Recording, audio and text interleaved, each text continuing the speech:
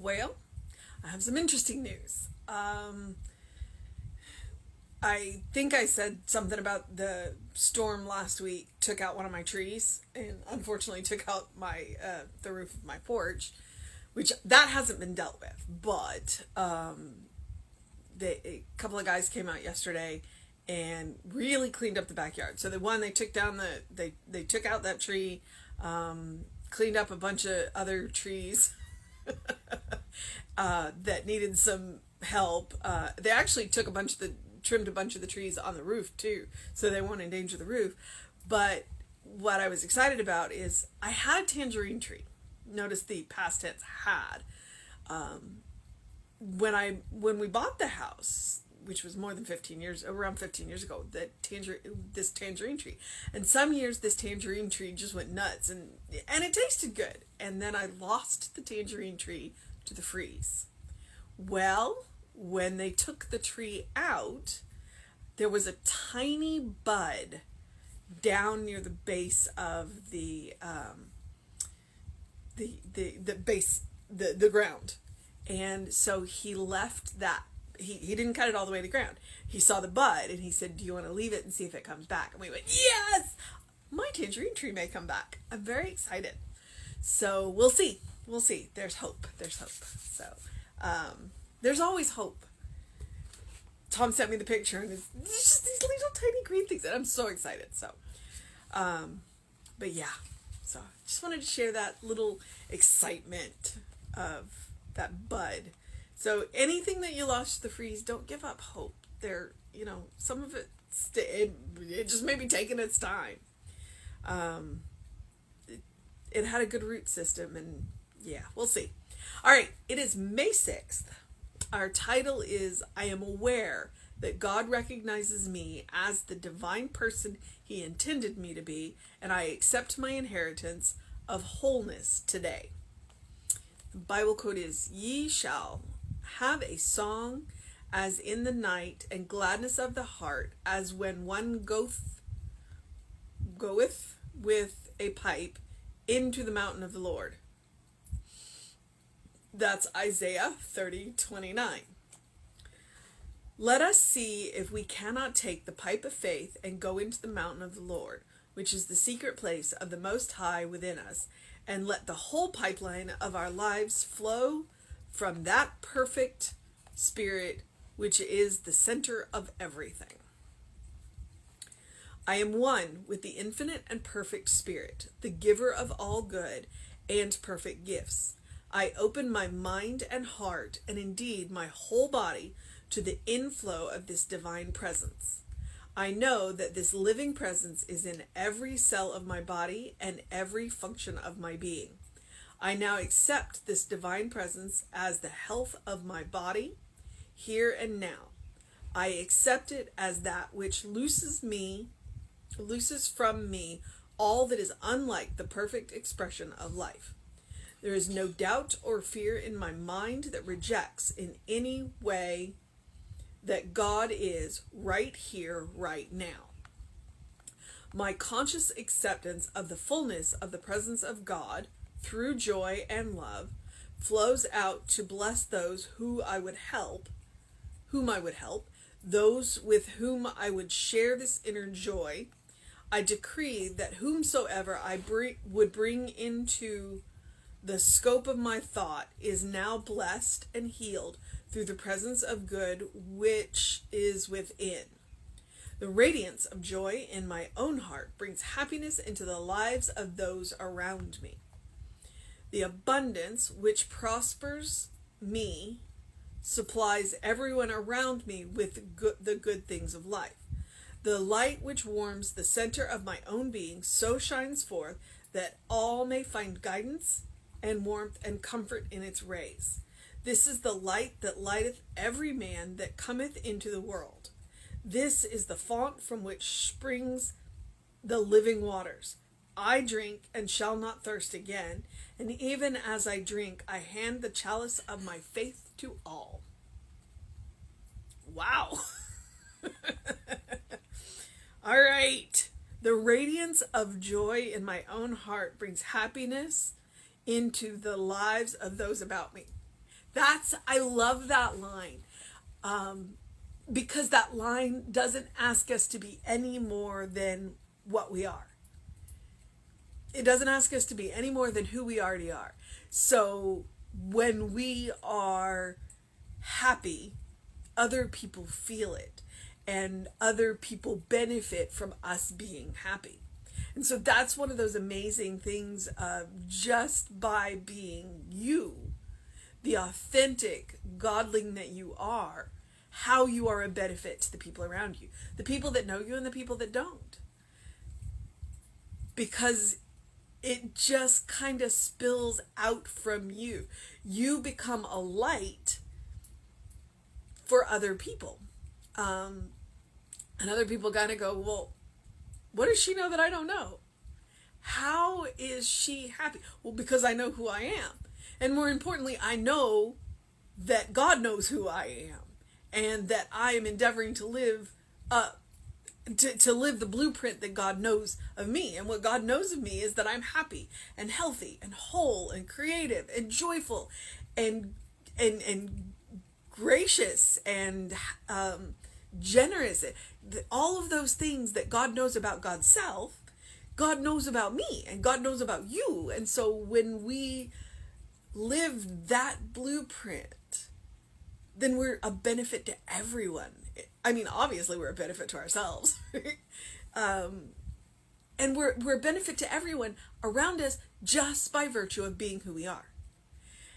And the amazing thing about being who we are is when we are who we are, we give other people permission to be who they are, to be the godlings that they are. And we don't have to do anything other than be ourselves. All right. So I'm aware that God recognizes me as the divine person God intended me to be, and I accept my inheritance of wholeness today. God has this idea of who we are that has nothing to do with who our parents have told us we are, who our religion has told us we are, who our culture has told us who we are, any of that. Any of that. God has this idea of who we are. And God's idea of who we are is all positive and joyful. All of those qualities of God that Ernest talks about. That's who God knows us to be.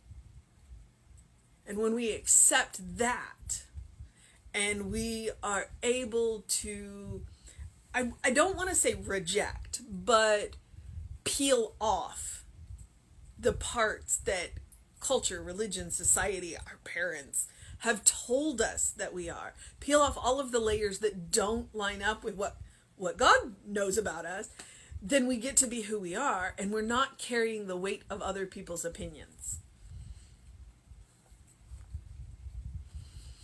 Okay, so the Bible quote is from Isaiah. I love Isaiah. Isaiah is one of the Exodus prophets.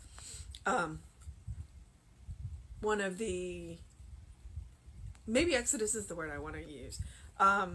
I'm not thinking, exile, that's the word I want. Isaiah is one of the exile prophets. So Isaiah has some stuff to say. He's like, you know what? You guys better listen up. And this is one of the things. Ye shall have a song as in the night, and gladness of heart when one goes with a pipe. I'm assuming he means like a shepherd's pipe, a musical instrument, into the mountain of the Lord. And there's an African proverb about who your friends and your family are. Everyone has a song that they sing. Everyone has a song. Our souls sing a song. And people that love us know that song. And God knows that song. And so the people that love us, when we forget our song, they sing that song back to us until we remember it. That's what people that love you do. They sing your song back to you.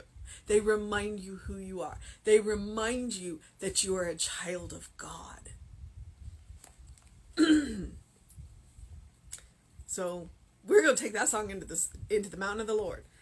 And that's what Ernie says. Let us see if we cannot take the pipe of faith and go into the mountain of the Lord, which is the secret place of the Most High within us, and let the whole pipeline of our lives flow from that perfect spirit, which is at the center of everything. So when we forget who we are, where do we go? To that place inside where nothing has ever been wrong. To that place where we meet the unfiltered God. We go back to the source, and we go and we take a look at the blueprint, and we go, oh, okay.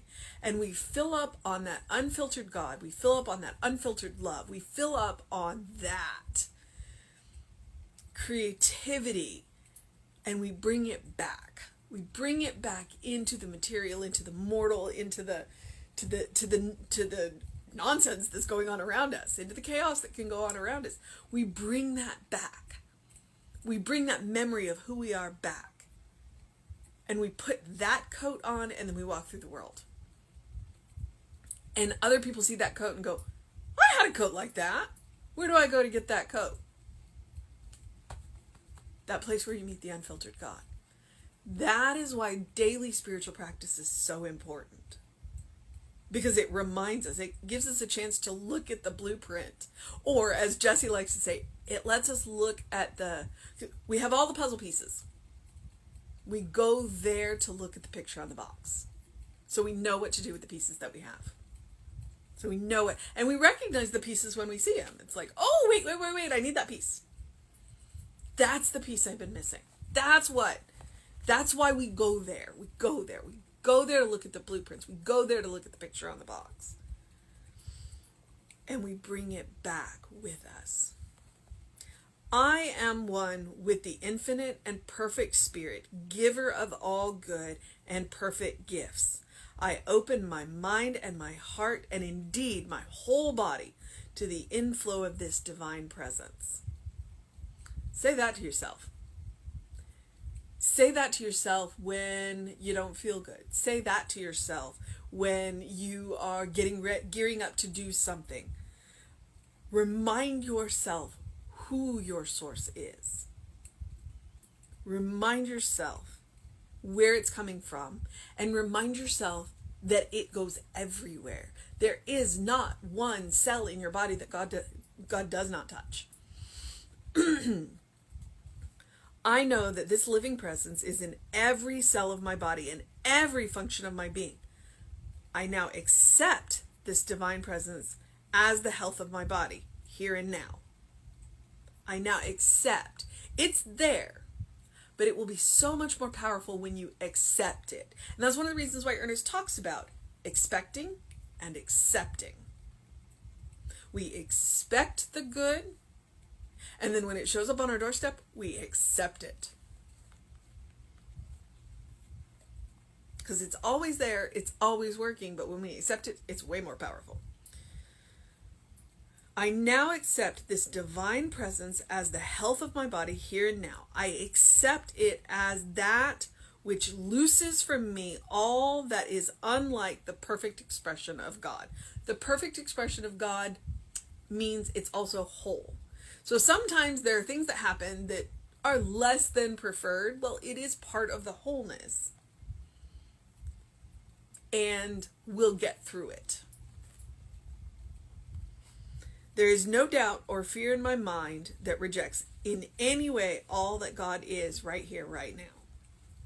My conscious acceptance of the fullness of the presence of God through love and joy flows out to bless those whom I would help, those with whom I would share this inner joy. So as I accept the fullness of God in my life, so too does it allow the people around me to accept it. And I don't have to do anything, and I don't have to say anything other than be me. I get to be the child of God. And that blesses all of the people around me. Because the love flows through me when I am acting as that child of God. I decree that whomever I would bring into the scope of my thought is now blessed and healed through the presence of good which is within. When I meet you, whether I know you or not, I know the good for you. I know the good for you. I know you as a child of God. The radiance of joy in my own heart brings happiness into the lives of those about me. The abundance which prospers me supplies everyone around me with the good things in life. The light which warms the center of my being so shines forth that all may find guidance and warmth and comfort in its rays. Okay, the light which warms the center of my being, I let that shine. Okay, so I'm not going to sing the song, This Little Light of Mine, I'm going to let it shine. That's what he's talking about. This little light of mine. Because God said it. Jesus said it. We have a light. Don't hide it under a bushel basket. Let it shine. Be who you are. Be kind and compassionate and loving. Be wondering and wonderful. Because you never know whose path you're lighting. You don't. So just be that beautiful shining light that you are. And everyone will have a clearer path. This is the light that lighteth every man that cometh into the world. This is the font from which spring the living waters. I drink and shall not thirst, and even as I drink, I hand the chalice of my faith to all. Because have you not noticed it when you meet somebody of deep faith, it's easier to believe? And that's the way it works. That's the way it works. So we work on our own faith so that we can hold the lamp for everyone else that comes in. And it doesn't mean we have to talk to them. Believe me, I'm not a talker about God. Well, yeah, I am. I talk about God.